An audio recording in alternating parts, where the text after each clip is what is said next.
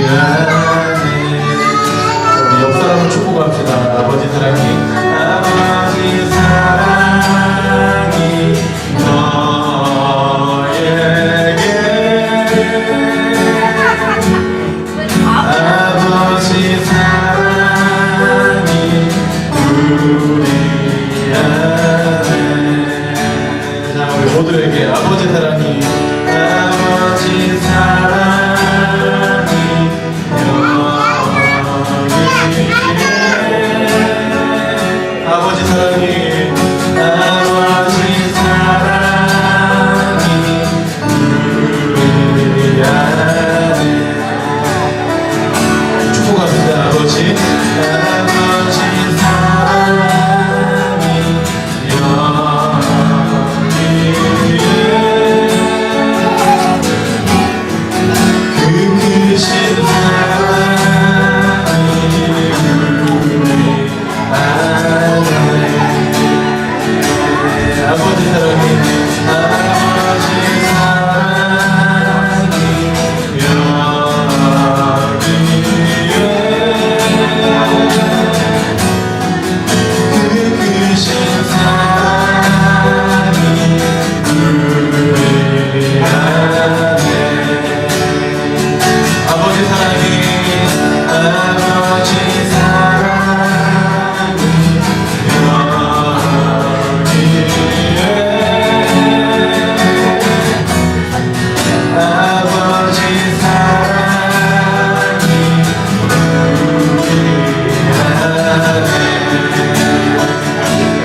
우리 안에. 아버지 사랑이 여기에, 그 크신 사랑이 우리 안에. 할렐루야. 예, 아버지의 사랑이 이 가운데 있는 줄 믿습니다.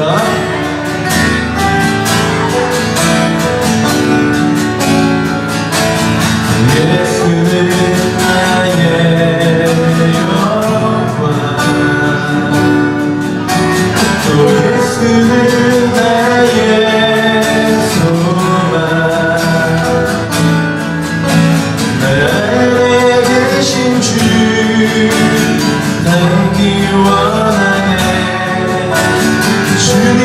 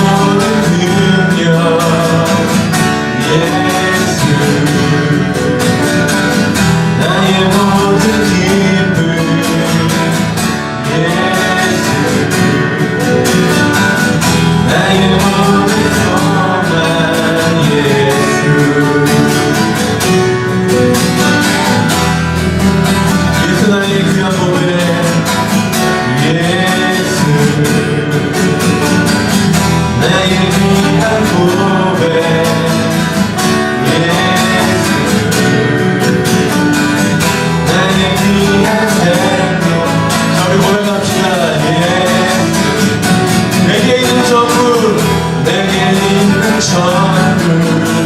아멘. 예수님 나의 전부가 되십니다. 아멘. 한 번 더 선포합시다. 예수는 나의 영광. 예수는 나의 영광. 예수는 나의 소망. 나에게 계신 주 받기 원하네.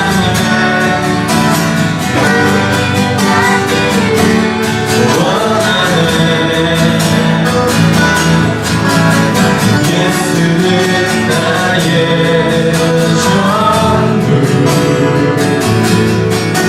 또 예수는 나의 보배. 내 안에 오셔서 생명 되셨네. 나는 힘을 주시네. 예수 나의 모든 능력. 예수 나의 모든 기쁨. 예수 나의 모든 소망. 예수 예수 나의 귀한 고백. 예수 나의 귀한 고백. 예수 나의 귀한 생명. 예수 선포합시다. 내게 있는 전부. 예수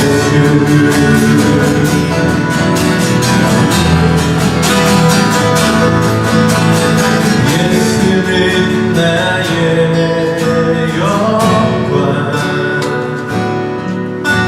또 예수는 나의 소망. 안에 계신 주 닮기 원하네. 주님 닮기를 원하네. 예수는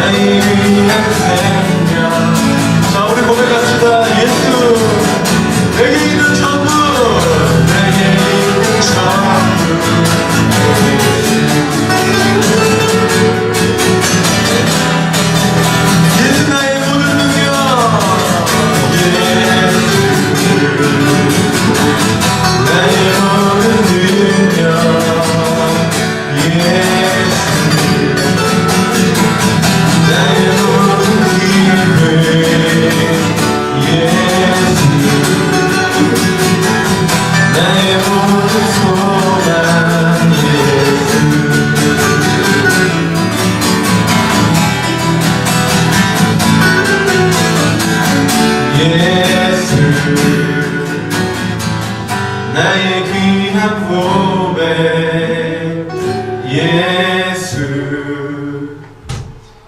나의 귀한 귀한 생명 예수 내게 있는 전부 예수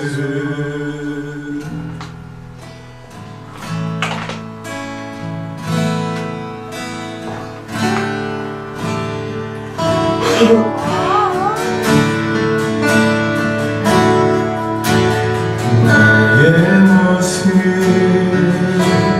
나의 소유 주님 앞에 모두 드립니다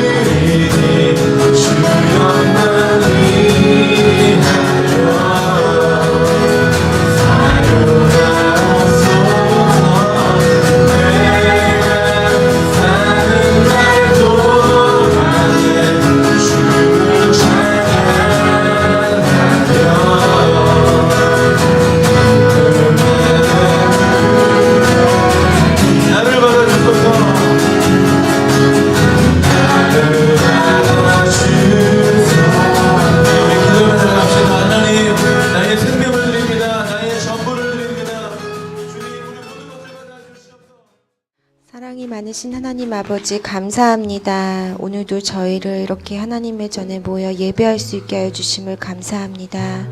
비록 적은 인원수가 모였지만 우리 그 누구보다도 하나님 예배하기를 갈망하며 하나님의 말씀을 사모하는 마음으로 이 자리에 나왔습니다. 하나님 저희들의 예배를 기쁘게 받아주시기를 간구합니다. 하나님 온 나라가 슬픔에 잠겨 있습니다. 하나님 분노와 원망과 슬픔 가운데 있는 이 나라를 긍휼히 여겨 주시옵소서. 저희들이 미움과 비탐에 빠지는 것이 아니라 하나님 또 이럴 때일수록 저희들의 마음을 모아 기도하고 그 안타까운 마음들이 모일 때 하나님 이 나라를 향한 하나님의 선하신 뜻을 보여주시옵소서.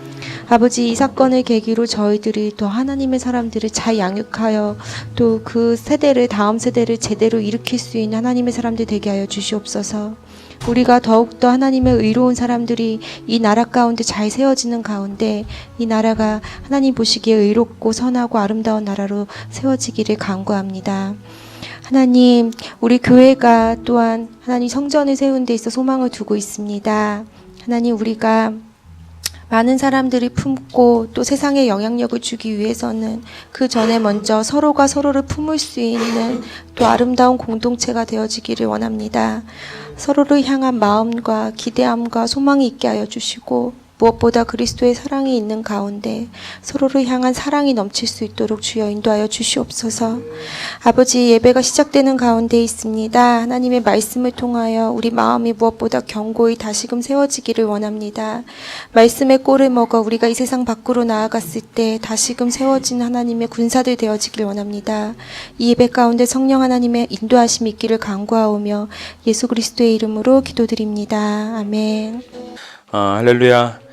네, 우리가 이렇게 예배를 드릴 때마다 이렇게 손을 뻗치고 우리가 함께 이렇게 찬양을 하고 축복송을 하죠. 오늘 축복송은 무슨 축복송이죠? 내용이 아버지 사랑이 여기에라는 곡입니다. 아버지 사랑이 여기에 해서 우리가 이렇게 다 손을 벌리고 이렇게 축복을 해줬죠. 많은 사랑을 담아서 이렇게 해줬는데 제가 지금까지 이렇게 손을 벌리고 축복을 해줄 때 간혹 당황스러운 경우들을 많이 보았습니다. 예를 들면 이런 거죠. 축복해 주려고 손을 내밀었는데 진주가 한번 손 내밀어봐요. 손 내밀었는데 갑자기 손을 잡아줘요. 그러면 되게 당황스러워요. 그러면서 손을 잡고서 막 이렇게 축복을 해주는 거예요. 원래 잡은 사람도 뻘쭘한 거, 이게 아닌가 보구나. 그렇죠? 아까 전에 저 두 번째로 이제 당황하는 경험이 있는데 우리 사랑하는 아이들이 너무 예쁜 거예요. 그래서 제가 우리 아이들을 위해서 손을 이렇게 내밀었어요. 그랬더니 우리 다함이가 갑자기 하더니 이걸 갖다 주는 얼마나 사랑이 가득한 상황입니까? 할렐루야. 여러분들 제가 손 내밀 때 한 번이라도 빵 한 번 줘봤습니까? 할렐루야. 처음인 것 같습니다. 호떡. 제 손에다가 빵을 지어줬습니다. 오늘 우리에게 주시는 하나님의 말씀이 뭐예요? 받은 은총을 베푸는 자입니다. 우리 다음에는 받은 은총을 베푸는 거예요, 여러분. 네. 할렐루야. 자, 오늘 사무엘하 9장에 있는 말씀은 이제 실질적으로 여러분들 사무엘 하에 어떤 터닝 포인트가 되어지는 부분입니다. 그게 뭐냐면은 점점 그 다윗이 상승세를 향해 나가다가 지금까지는 공인된 삶으로 왕의 삶으로의 여정이었다면 이 9장부터는 일단은 다윗의 개인적인 삶으로 이제 그 내용들이나 이런 것들이 바뀌어집니다. 또한 더불어서 뭐가 있냐면 지난주에도 말씀을 드렸지만 다윗이 계속해서 상승세를 타고 있는 그 과정에 가장 마지막 말미를 어떤 신학자는 사무엘하 8장을 보기도 하고 어떤 사람은 사무엘하 9장을 보기도 합니다. 바라보는 관점에 따라 다르지만 어찌됐건 이 사무엘하 9장은 다윗이 받는 그 복에 거의 말미에 가깝다라는 겁니다. 말미에 가깝다. 그러면은 이 말미에 가까운 이 다윗의 9장, 다윗에 대한 내용들이 다루고 있는 이 사무엘하 9장을 정점으로 이제 조금씩 다윗의 삶이 무언가 퇴락하고 쇠락해 나가는 그러한 모습을 보여주고 있다라는 겁니다. 오늘 이 9장은 그러한 가운데 이 맨 마지막 끝자락 다윗이 이제는 하반기에 그 인생을 걷고자 하는 그 타이밍 가운데에서 결국은 이 다윗이라는 사람이 무엇을 하느냐, 이것은 참 우리에게 참 중요한 부분인데, 이 부분이 바로 오늘 우리에게 한 가지 참 의미를 가져다 줍니다. 무엇이냐, 오늘 제목처럼 받은 은총을 베풀 줄 아는 자가 되어야 된다라는 겁니다. 여러분들, 보통 이 사람이 욕심은 끝이 없다라고 하죠. 어느 정도 이겠느냐라고 했을 때 사람이 보통 20억을 가진 사람이라면 부자라고 합니다. 한국 사회 내에서도. 근데 사람이 그만큼을 가졌다고 해서 거기서 안주하느냐? 그렇지 않다라는 겁니다. 더 많은 부를 창출하려고 애를 쓰고 있고, 또한 자기가 요구했던, 목표했던 이 금액이 달성했을 때는 그거보다 또 더 많은 것들을 요구하더라라는 겁니다.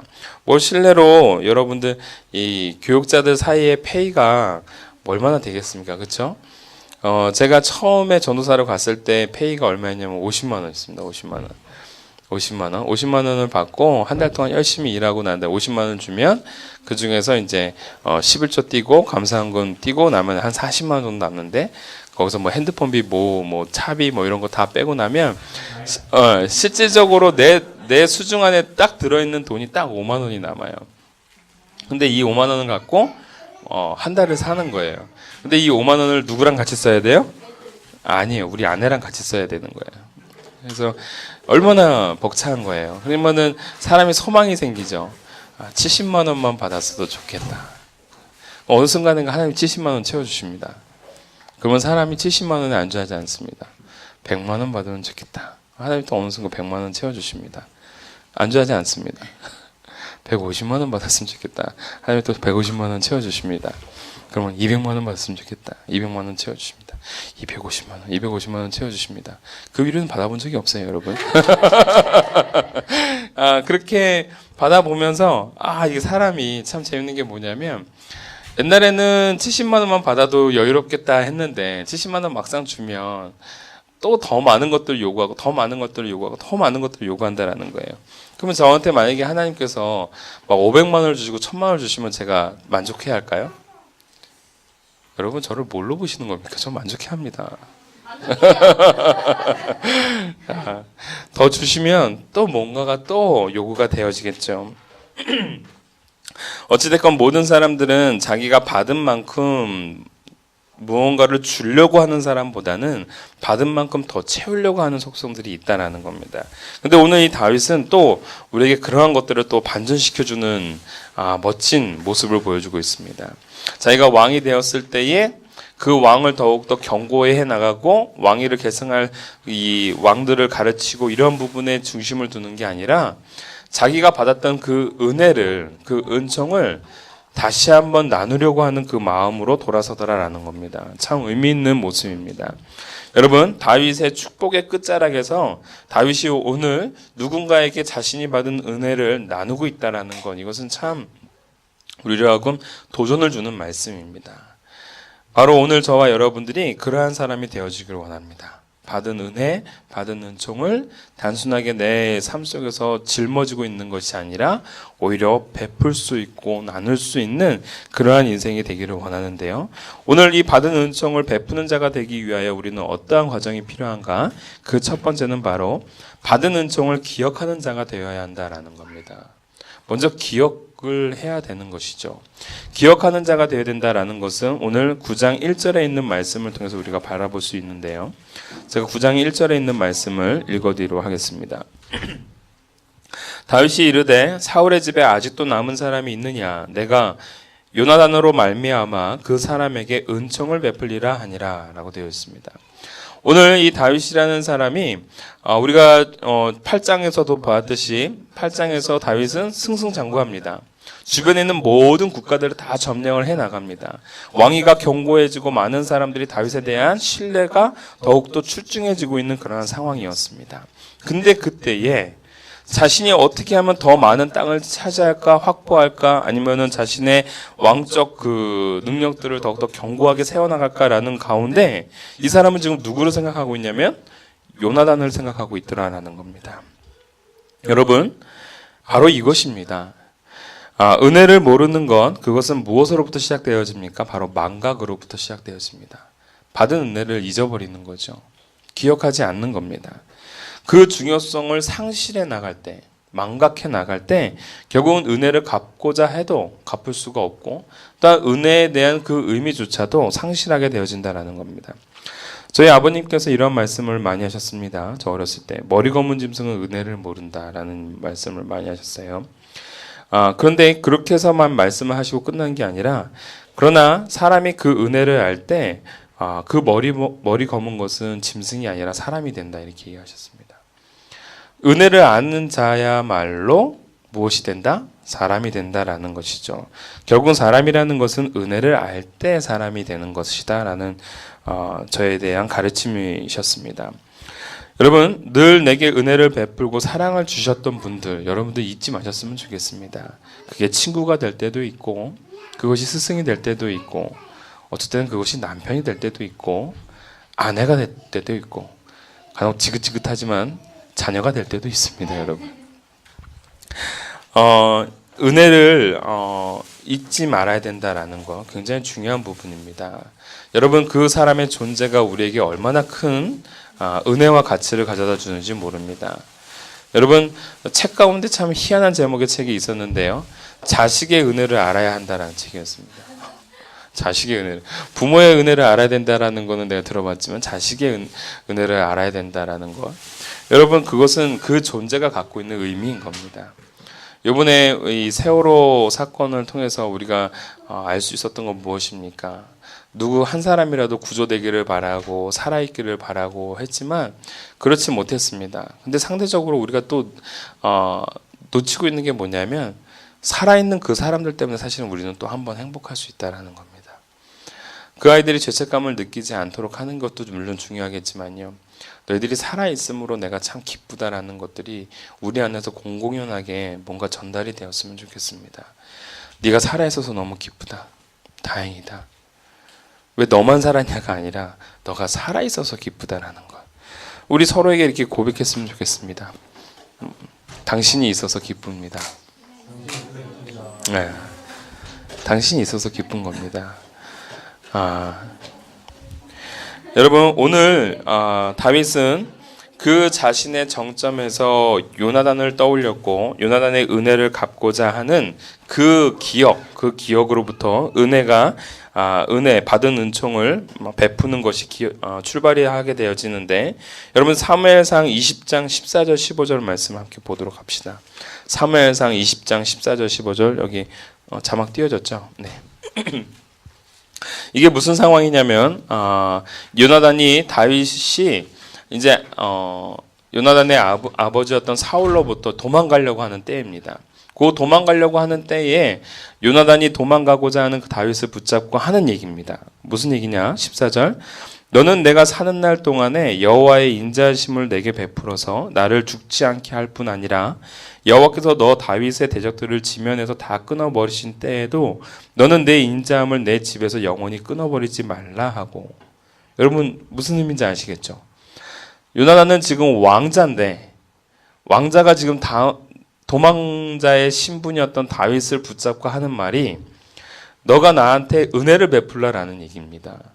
그리고 너가 그 인자함을 내 집에서 떠나지 말게 하라라는 의미입니다. 여러분 어이없죠? 상황이 반전이 된 겁니다.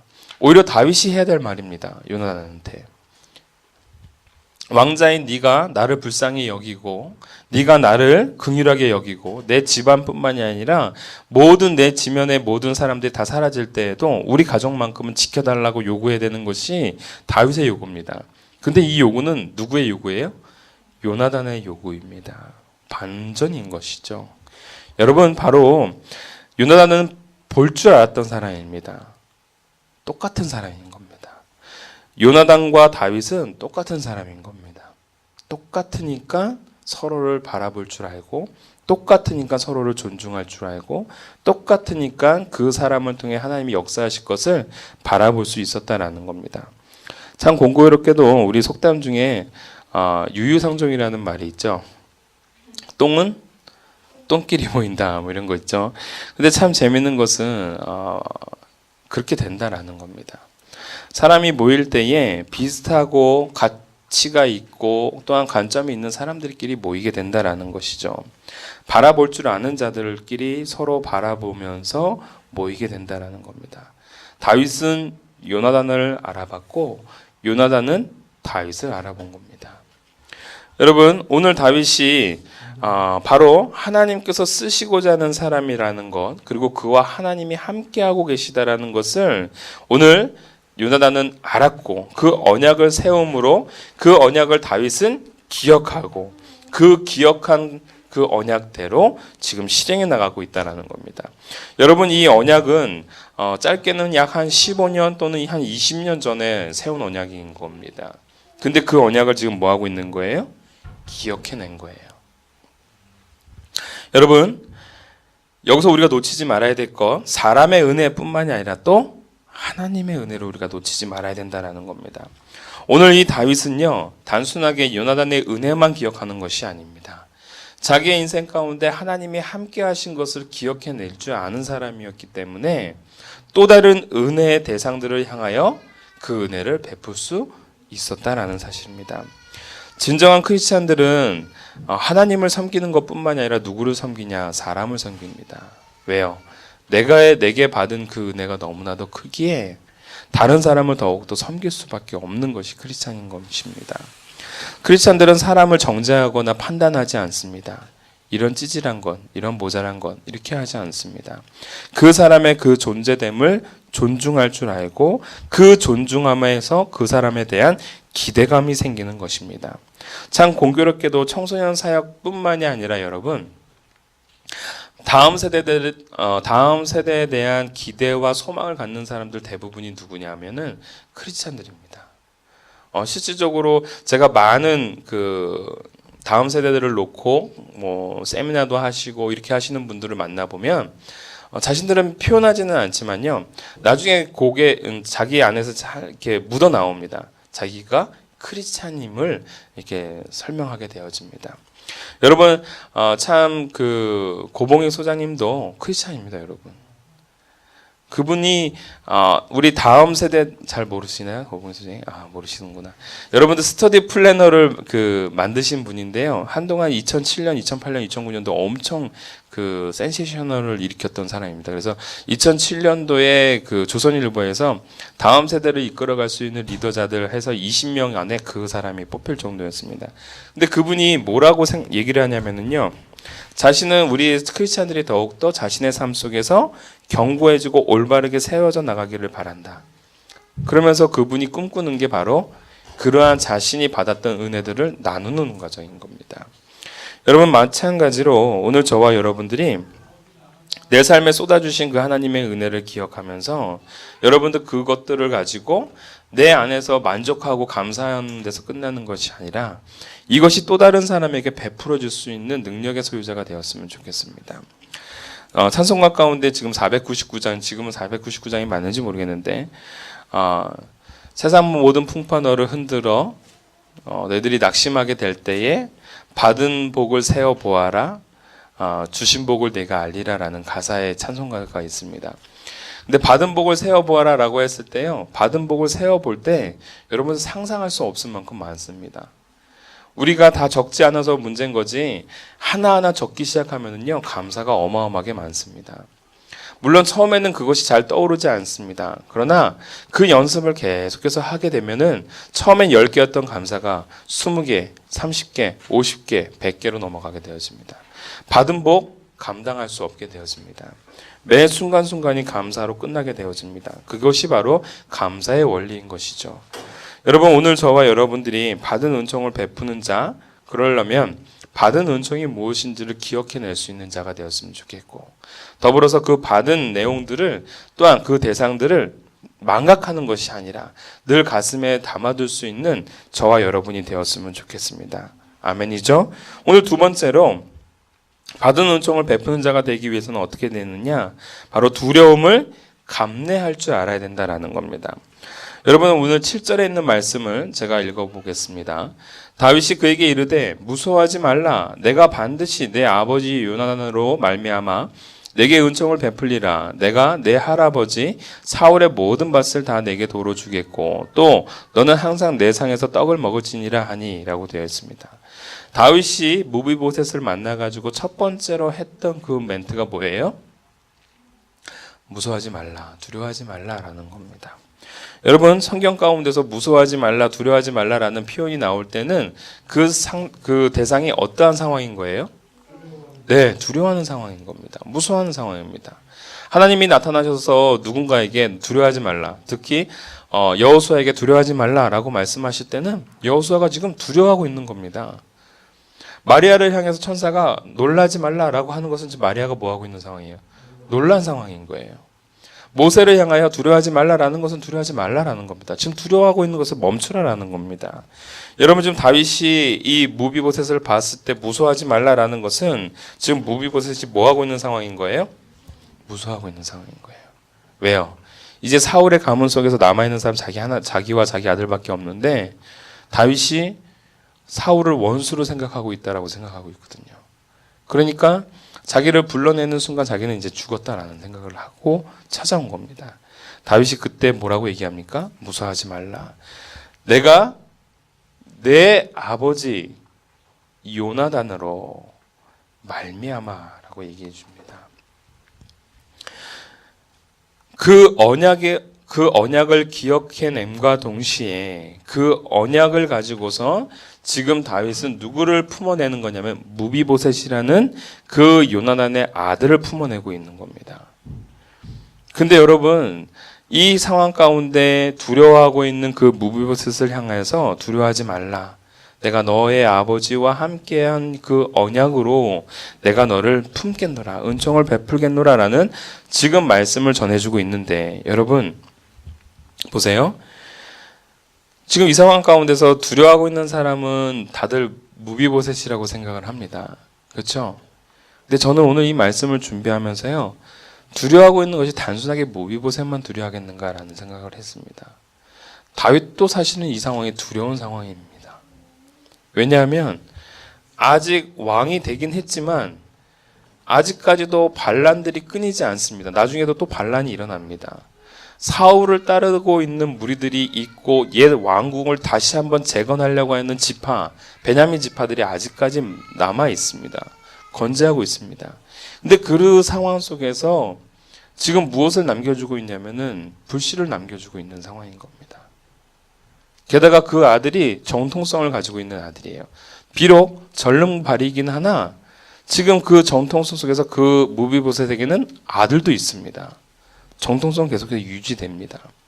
사울, 요나단, 그리고 그 요나단의 아들 무비보셋, 그 무비보셋의 아들 미갈. 여러분들 이 상황들이 계속해서 이어질 수 있는 상황입니다. 그런데 그 상황 속에서 뭐 하고 있는 거예요? 다윗은 품어내고 있는 겁니다. 많은 학자들은 이걸 굉장히 또 정치적인 다윗의 모습이라고 표현하고 있지만요. 저는 그렇게 보지 않습니다. 분명히 이 다윗은 언약을 생각해냈고요. 그 언약을 기초로 해서 그 은혜를 기초로 해서 지금 그 아들을 품어내고 또한 그 아들을 어떠한 대우를 해주고 있냐면 왕자로서 대우를 해주고 있다는 겁니다. 궁정 안으로 들어간 무비보셋만 두려워하는 것이 아니라 궁정 안에서 살게 되어지는 순간 다윗 역시도 무비보셋이 두려움의 대상일 수 있는 겁니다. 근데 여러분, 그 두려움들을 감내하고 그 사람들이 서로 신뢰하면서 그 은혜를 서로 나누고 있다라는 것입니다. 여러분, 이 무비보셋이 전름발이로 모사되어지고 있는 부분이 참 공교롭습니다. 무엇이냐면 9장 3절에 보면은 다윗이 이 시바에게 물었습니다. 사울의 집에 남아있는 사람들이 있느냐라고 했을 때 이 시바가 뭐라고 얘기하냐면 무비보셋이라는 아들이 있습니다. 손자가 있습니다. 라고 말하는 것이 아니라 절름발이가 있습니다. 라고 소개를 합니다. 한번 보시죠. 요나단의 아들 하나가 있는데 다리 저는 자니이다 아니라 이렇게 되어 있습니다. 다윗이 신경 쓸 만한 사람이 아닙니다라는 걸 표현해주고 있는 것이죠. 그런데 8절에 보시면은요. 8절에 이 무비보셋이 자기를 향해서 뭐라고 얘기냐면 나는 죽은 개와 같은 사람입니다. 아무런 의미가 없는 사람입니다. 라는 얘기를 합니다. 그리고 13절에 보시면 이 맨 마지막 절입니다. 여전히 그는 두 발을 절고 있는 사람이다 라고 표현해주고 있습니다. 그러면 9장은 결국은 이 무비보셋이라는 사람을 표현해줄 때 다윗을 범접할 수 없는 존재의 사람으로 계속해서 묘사하고 있는 겁니다. 근데 여러분 8절 중심에 무비보셋이 스스로 자신을 죽은 개라고 말하고 있는데요. 이 말을 똑같이 한 사람이 있었습니다. 누구였는지 기억나십니까? 다윗이 사울에게 이렇게 얘기했습니다. 죽은 개와 같은 나를 왜 쫓고 다니십니까? 근데 그 죽은 개라고 말했던 그 다윗이 결국은 왕이 되거든요. 여러분, 이 상황 속에서 하나님의 계획 속에서는 물론 이 부분들 굉장히 무비보셋을 굉장히 낮고 천한 부분으로 보고 있지만 다윗의 입장에서 봤을 때는 그렇게 절름발이기 때문에 마음을 놓을 수 있는 대상은 분명히 아니다라는 사실입니다.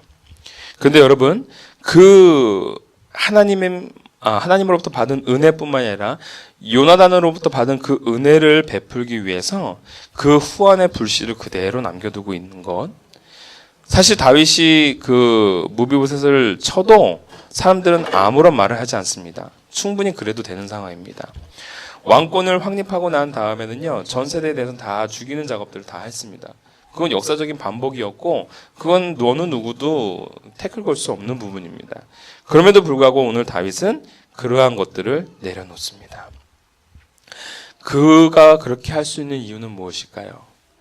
자신이 왕이 된 그 모든 과정도 내 능력이 아니라 누구의 하나님이 함께 하셨다는 것을 이해하기 때문에 그렇게 할 수 있는 겁니다. 내 안에 더 큰 은혜가 작용되어지면은요, 그 대상이 두려웠다 하더라도 그 두려움을 품어낼 수가 있는 겁니다. 은혜가 큰 사람은 배신 두려워하지 않습니다, 여러분. 오늘 말씀드리고자 하는 가장 중심의 메시지입니다. 은혜가 크고 은혜가 넘치는 사람은 배신을 두려워하지 않습니다. 다윗은 무비보셋에게 두려워하지 말라라고 하면서도 이 사람 안에는 배신에 대한 우려도 있었지만 그걸 두려워하지 않았다라는 겁니다. 오히려 그것을 품어낼 수 있는 힘, 오히려 덮어낼 수 있는 힘, 그것이야말로 은혜 받은 자가 행할 수 있는 힘이요 능력이 된다라는 사실입니다. 사랑하는 이제 교회 이름을 대겠습니다. 동탄 이룸교회 성도님들. 그래서 저는 이제 여러분들을 이루민으로 부르겠습니다. 이루민. 뭔가 하나님의 역사 속에서 뭔가 이뤄낼 수 있는, 여러분들의 사명을 이뤄낼 수 있는 이루민으로 부르겠습니다. 이 자리에 있는 우리 이루민들은 분명하게 하나님의 뜻대로 살아가게 될 줄 믿습니다. 그리고 그 받은 은총을 많은 사람들에게 베풀어 낼 수 있을 거라 믿습니다. 더 나아가 여러분들은 배신의 두려움이나 해악의 두려움으로부터 그 은총을 머무르게 하는 사람이 아니라 그것을 오히려 감내함으로, 두려움을 감내함으로 은총을 베풀어낼 수 있는 사람이 될 것이라 믿습니다. 여러분, 한 번 사람이 배신을 당하면은요, 그 다음에 사람을 품어내는 거 쉽지가 않습니다. 은혜를 많이 받으면 품어낼 수 있습니다. 할렐루야. 오늘 저와 여러분들이 그러한 은혜 속에서 살아갈 수 있는 힘 있는 자들, 그러한 능력 있는 사람들이 되어지기를 주님의 이름으로 축원합니다. 우리 함께 죄송합니다. 결단 찬양 함께 하도록 할 텐데요. 여러분들 오늘 찬양은 두 곡이 함께 섞여져 있습니다. 고개 들어라는 곡과 나는 찬양하리라라는 곡입니다. 여러분들 이 두 곡 안에는 한 가지 포커싱이 있습니다. 그 포커싱은 무엇이냐면 바로 내 삶 속에서의 중심은 하나님이시다라는 것이고요. 나의 시선은 그분을 바라보고 있다라는 것입니다. 여러분, 그러한 과정을 통해서는 여러분들 두려움이 형성되어지지 않습니다. 두려움을 초월해낼 수가 있습니다. 우리 함께 찬양 올리도록 합시다. 고개 들어 주를 맞이해.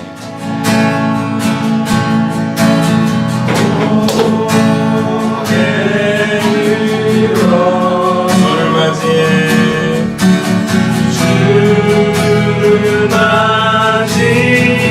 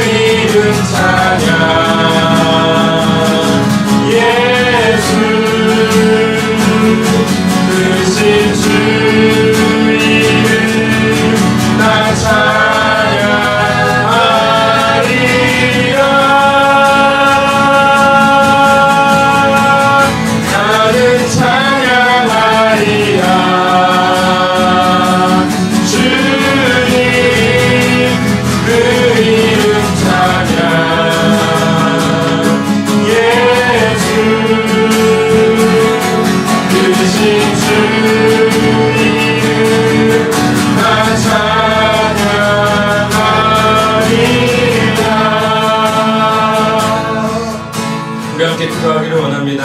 오늘 말씀 생각하시면서 오늘 받은 은총을 베푸는 자, 바로 받은 은총을 기억하는 자가 되어야 할 줄 압니다.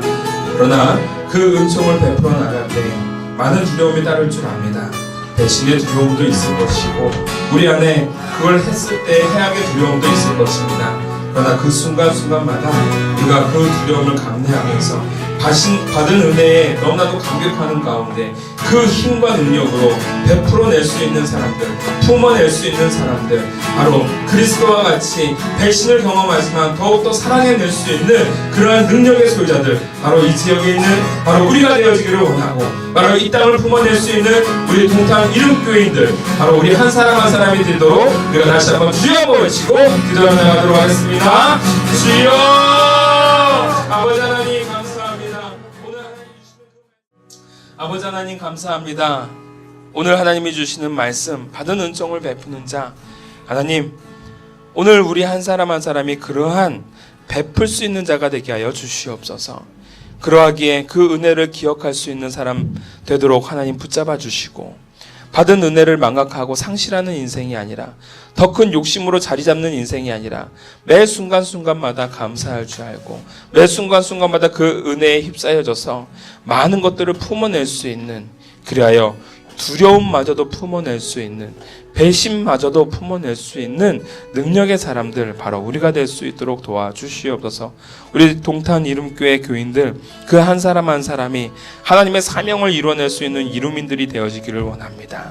하나님의 뜻대로 온전히 세워져 나가는 견고한 백성들이 되어지기를 원합니다.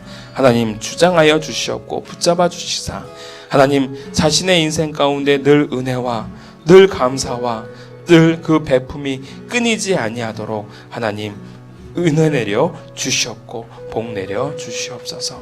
감사드리며 예수님의 이름으로 기도하옵나이다. 아멘. 삶의 작은 일에도 그 마음을 알기 원하네. 그 좁은 길로 가기 원해.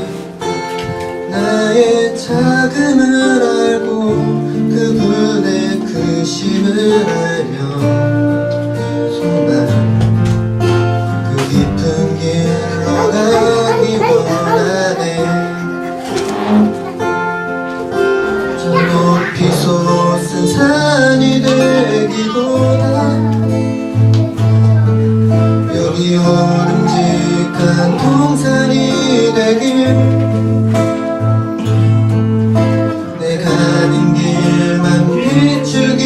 보다는 누군가의 길을 비춰준다면 내가 노래하듯이 또 내가 얘기하듯이 살길 난 그렇게 죽기 원하네. 삶의 한 점이라도 그분을 닮기 원하네. 사랑 그 높은 길로 가기 원하네. 저 좁은 길로 산이 되기보다 여기 오름직한 동산이 되기, 길만 비추기보다는 누군가의 길을 비춰준다면 내가 노래하듯이 또 내가 얘기하듯이 살기 난 그렇게 주기 원하네. 삶의 한 점이라도 그분을 닮기 원하네. 사랑 그 좁은 길로 가기 원하네. 그 깊은 길로 가기 원하네. 그 높은 길로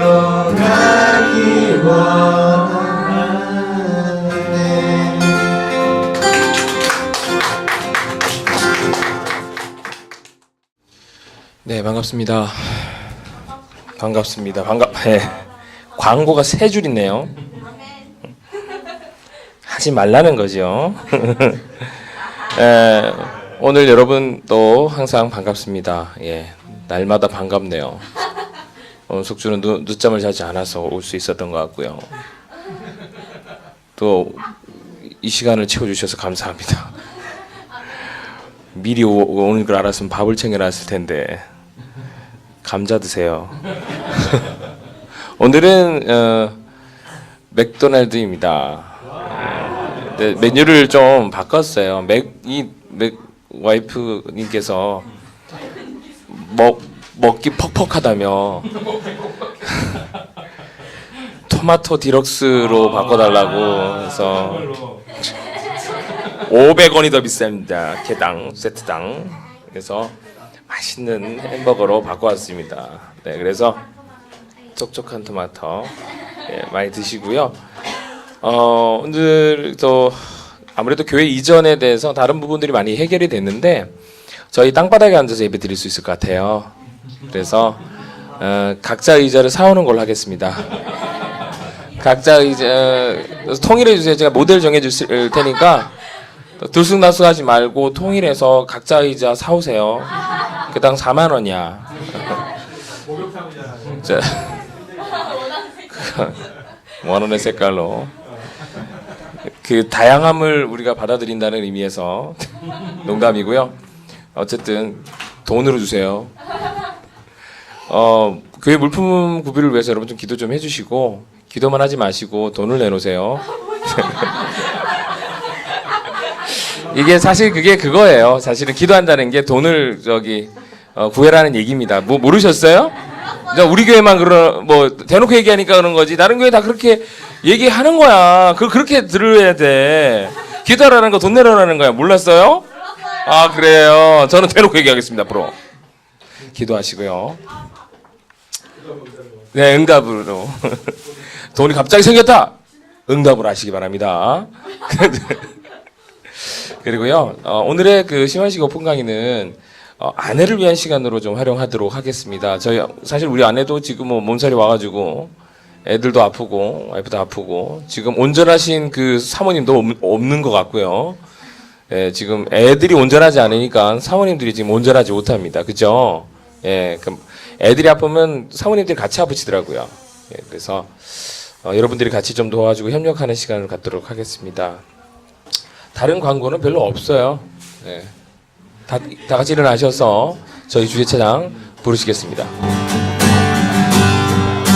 열방의 통치자, 열방의 통치자. 세상이 보리라, 세상이 보리라. 진실한 주의 약속으로 교회는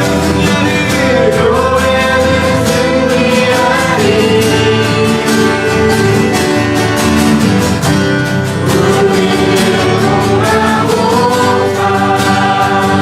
강건케 하소서.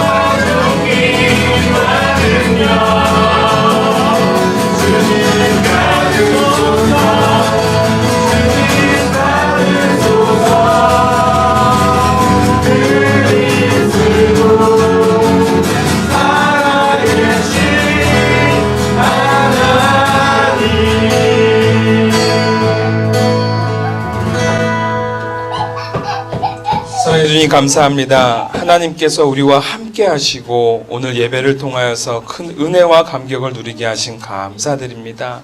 우리 한 사람 한 사람 그 감사에 반응하는 마음으로 그 작은 손길로 하나님 앞에 내려놓사오니 하나님 흠양하여 주시옵고 드린 손길뿐만이 아니라 그들의 인생을 책임져 주시는 하나님의 역사하심을 만끽할 수 있도록 은혜 내려 주시옵소서. 우리들의 입술에서 늘 감사의 고백이 끊이지 않도록 하여 주시옵고 우리들의 손길을 통하여 베푼 은혜를 나눠줄 수 있는 능력의 손길이 되어지게 하여 주시오며 우리들의 발걸음으로 말미암아 많은 사람들이 새로운 길을 따라 걸어갈 수 있는 능력의 선구자의 삶이 바로 이 자리에 있는 우리 이룸 교회인들이 될 수 있도록 은혜 내려 주시옵소서.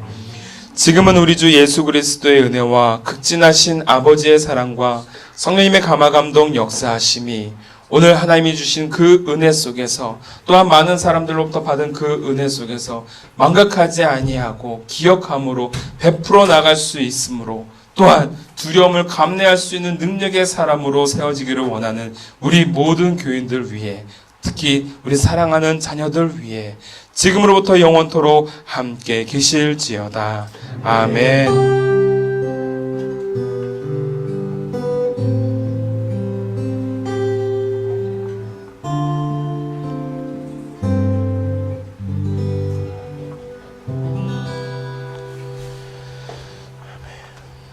고맙습니다. 우리 서로를 향해서 격려의 박수. 한 주간도 승리하세요.